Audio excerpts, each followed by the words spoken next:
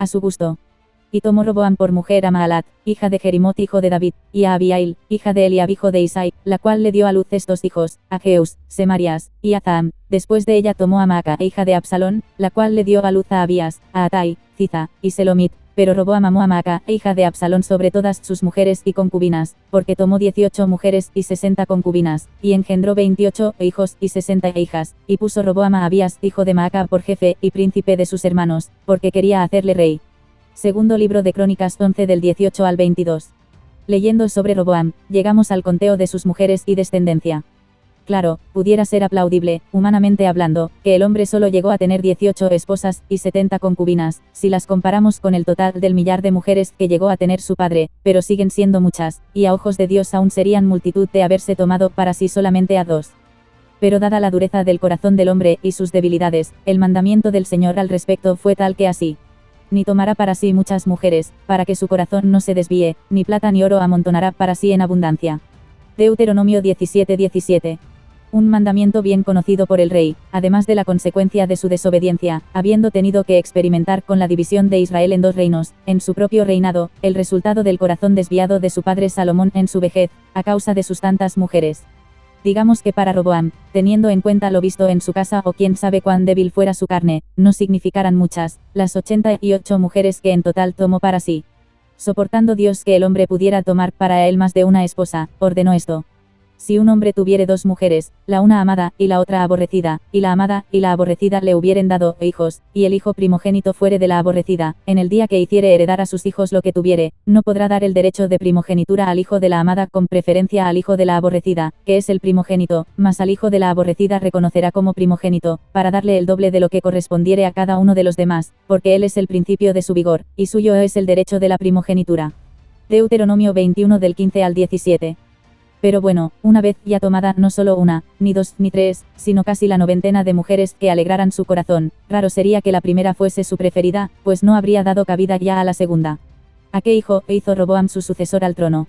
Obviamente, al que le dio su preferida, Maaca, que no era ni la primera, ni la segunda, sino la tercera, suponiendo que entre esposa y esposa no hubiera pasado alguna concubina por su lecho. Y de sus primeras mujeres tuvo al menos 3 hijos, antes que de Maaca, pero el hijo de la preferida suele ser también el preferido del padre, y la sucesión la decidió dar a Abías, su preferido. Y he aquí la consecuencia de tomarse la sucesión a su gusto, y no según el orden establecido. Y anduvo Abías, en todos los pecados que su padre había cometido antes de él, y no fue su corazón perfecto con Jehová su Dios, como el corazón de David su padre. Primer libro de Reyes 15:3. El primer rey que hubo en Israel, este fue Saúl, de la tribu de Benjamín, fue puesto por Dios a petición e insistencia del pueblo, y según el agrado de ellos. La aflicción de Samuel por tal petición no era poca, y orando al Señor, esta fue su respuesta. Y dijo Jehová a Samuel: oye la voz del pueblo en todo lo que te digan, porque no te han desechado a ti, sino a mí me han desechado, para que no reines sobre ellos. Primer libro de Samuel 8:7.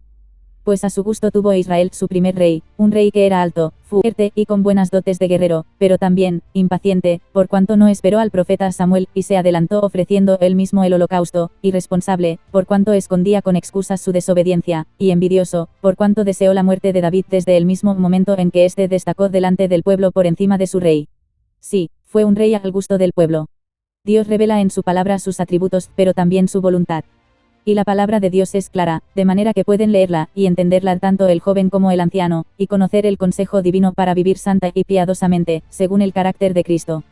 Pero somos más débiles de lo que creemos, y son muchas las veces que actuamos en nuestro diario vivir sin haber presentado nuestra intención al Padre, para dejarnos guiar por el Espíritu Santo, según su palabra, sino que preferimos actuar a nuestro gusto o según nos parece.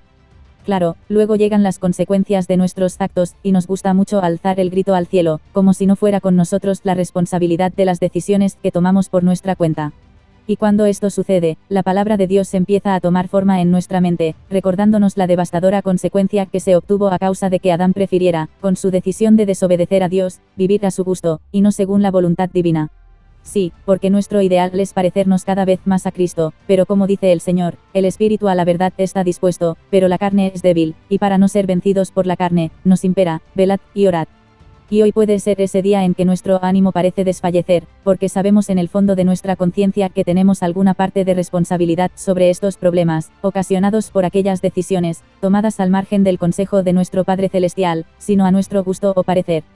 Pero el desfallecimiento nos sirva solamente para acudir al Padre, quien nos sostiene con su mano, y nos fortalece para superar las consecuencias de nuestros errores. Y si por si acaso nuestra vergüenza nos hace sentir indignos e inmerecedores del perdón de Dios, consolémonos recordando que es cierto. Todos somos indignos e inmerecedores del perdón de Dios. Pero Cristo dignifica, y perdona en sí mismo, y por su obra salvífica en la cruz del Calvario, a todo aquel que en él cree, con corazón sincero y arrepentido. Porque no tenemos un sumo sacerdote que no pueda compadecerse de nuestras debilidades, sino uno que fue tentado en todo según nuestra semejanza, pero sin pecado. Acerquémonos, pues, confiadamente al trono de la gracia, para alcanzar misericordia, y hallar gracia para el oportuno socorro. Hebreos 4:15 y 16.